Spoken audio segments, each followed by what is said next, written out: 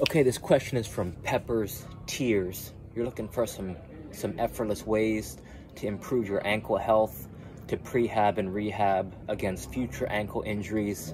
I want to get you to a point when you're super confident in your ankle strength and flexibility, so that you don't have to worry about hurting it ever in the future, and you could just play right joyfully. The first thing that you might want to check out, search Ben Patrick.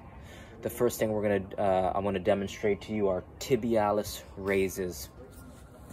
Tibialis raises is going to help you effortlessly improve your ankle health, and they're very easy to do. You just lean up against the wall, and this exercise, if you want to make it easier, right, all you're going to do is doing these lifts just like that. And if you want to make it harder, if this doesn't feel challenging, you can go out more. This makes it harder. And if you want to make it easier, you go a little closer, and that's all you do. And you're aiming for 25 repetitions, right? 25 repetitions of tibialis raises. So that's one strategy. You shouldn't, right, you want to pump blood into them, so if it's going past pain, past a 2 or a 3, I wouldn't push it, right? Maybe 4, but some injuries, as long as you know they're not seriously, severely injured, right, you just want to be careful and be aware. So even if I had a little attention, right, 2 or 3 in pain, I would work through it, because then you could start to pump blood into it and make it feel better. But if you're getting up into a 5, 6, 7 on the pain scale, I would start to spend more time doing things that don't aggravate it and can pump blood into it in a different way. The second thing you could start to do,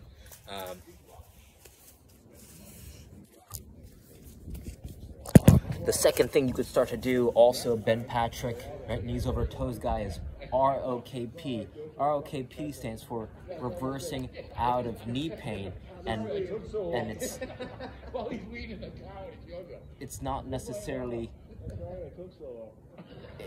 it said, the title, it says reversing out of knee pain, but it's about the position that it puts the toes and the feet. When you start to do, right, most people spend most of their time walking forwards. I think that's a true statement. So when you start to spend time walking backwards, and you're putting your toes and getting your feet and your ankles and Achilles walking in this position, this is going to start to restore, it's going to start to strengthen and restore your ankles, and it's going to start to strengthen them and rehab and prehab them. It's almost like we spend a lot of time gripping with our hands, so anytime we start to do extensor work, right, with a band around the fingers, and work on those contrasting muscle groups, then it's going to help even strengthen our ability to grab stuff even more. It's almost like working like a push and a pull. It's the opposite and the opposite, right? So doing this exercise, reversing out of knee pain, is something that's very light. It's very light and can pump blood into this injured area and help you prevent further ankle injuries. The third strategy we have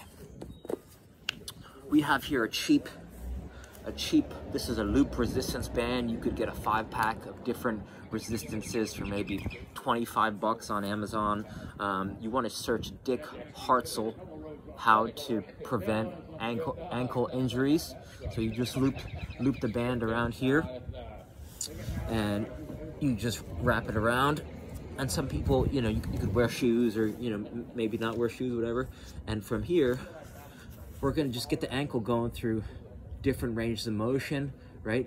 Some gas pedals. You could do gas pedals. You could do eversion, inversion. You're just shopping around. That's what Dick Hartzell says. You want to just feel where is there tension. And here I have my nice good posture, and I'm using both I have my hands on each side. I'm kind of using them like reins, right? So you kind of want to just shop around, feel where there's tension. Keep this. You want to keep this straight, so you're really engaging that ankle. You're breathing. So then you could raise it up a little bit, and you could start to hit the Achilles, and I think this is called the gastrocnemius.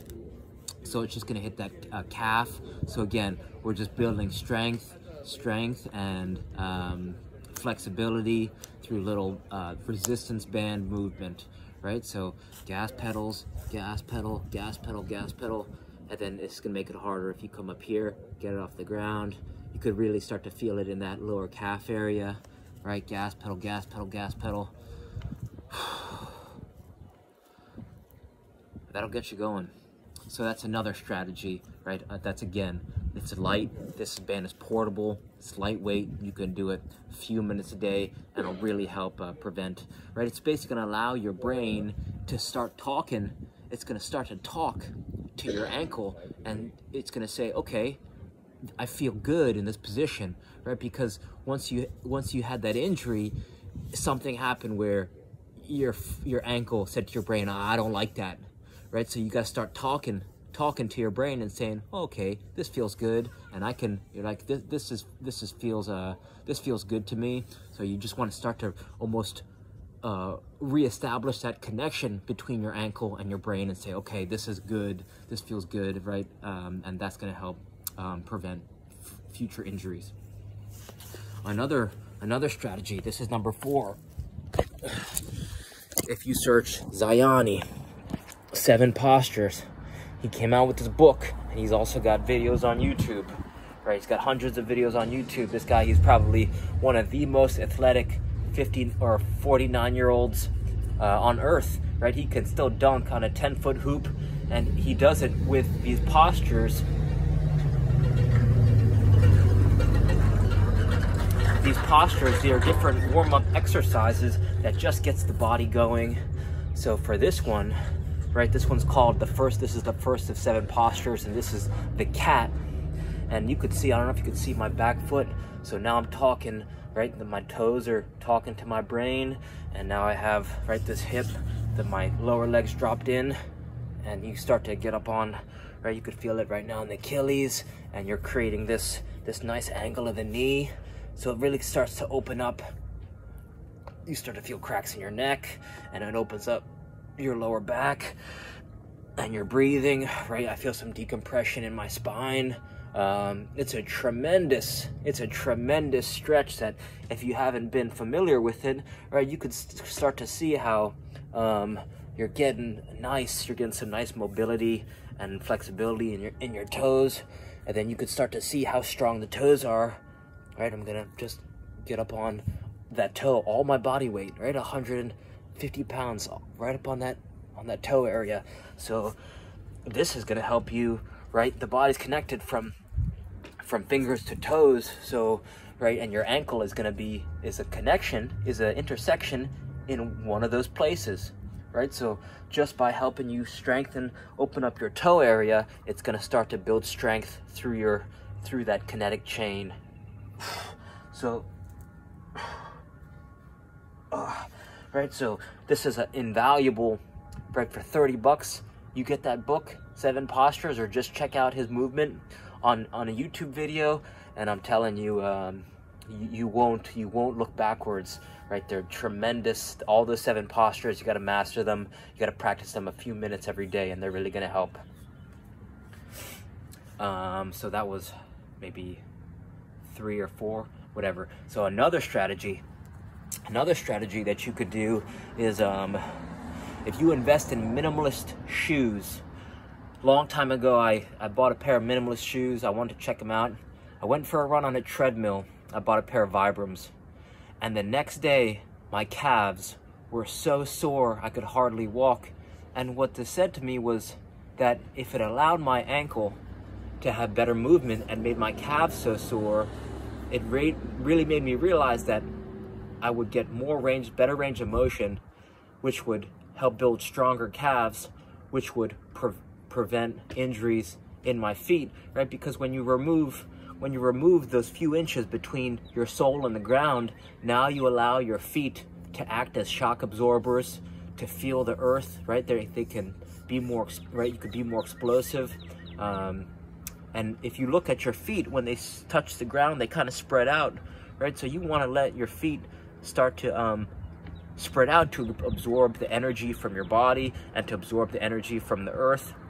And when you have shoes that constrict your feet, they prevent the feet's ability to do what they were meant to do, right? Our feet have been through however millions of years of evolution. So anytime that you're barefoot or can be in minimalist shoes, I think that's going to help you prevent future ankle injuries and alleviate some pain that you're going through. Another strategy, right, is active or passive balance, right? If you have a standing desk at home, or even a table or a counter where you could start to transition to start doing your work, and you could start to getting into some different poses, right? One-legged balance, two-legged balance if you have a basketball or a medicine ball, and you could just start passively doing work on your computer or doing some schoolwork, but you're also going to be working on your balance, which is going to help stimulate some, just, you know, get good energy, get the blood flowing, right? When you start to spend more time balancing, you start to have better ideas. You start to have almost a balanced mind, right? So, you know, I have, this is here a slack block, but right, it doesn't matter what balance tools you use, just be creative. You might have a basketball in your house, or you might have, you know, you could just be creative. Like, just find, there's a wobble board on Amazon that's pretty cheap, maybe 20 bucks at your local sports store or a Walmart. They have balance tools. So just get the cheapest one and then just start messing around with it. And as long as your pain isn't getting up into a 3 or a 4, and you could start to build, you know, you want to start to understand where your body is in time and space, right? You got to start to balance is really improving proprioception, which is understanding where your body is in time and space, right? So eventually it's going to get to a point where, you know, you have so much confidence in your ankles where you can, right, start jamming on them, right? So, you know, this has come after years of, you know, growing up, I used to have tremendous, you know, I felt like every game I would sprain an ankle, and I didn't know how to establish, to build very strong ankles. So I hope some of these ideas help. You know, test the one that most resonates with you, or the one that you could visualize yourself doing. Take immediate action, test it out, see how it works, and then if you start to see some benefits, then you know you don't know if any of this stuff works, but you got to try and test it out and see for yourself, right? See if what I'm saying is if there's any truth to it. The last thing I'll mention, because it's too good not to say it, and I'm already making this video for you, is if you search how to make an RMT rope, this RMT rope is going to help you not only prevent ankle injuries, it's going to help you with running mechanics, it's going to help with balance, with timing, it's going to help you with juggling. I noticed immediately using an RMT rope started making me a better player in multiple different ways, from my timing to my breathing to my juggling, passing and shooting. Everything on the field and off the field improved in my life when I started learning how to swing this rope around. So just search how to make an RMT rope, and this is going to help you synchronize your movements and become like water on the field. So for 10 bucks, you know, it's like an effortless gym that you can bring with you everywhere for the rest of your life, and it's going to help you become a better player. So I hope this helps, and reach out with any questions. All right, thank you.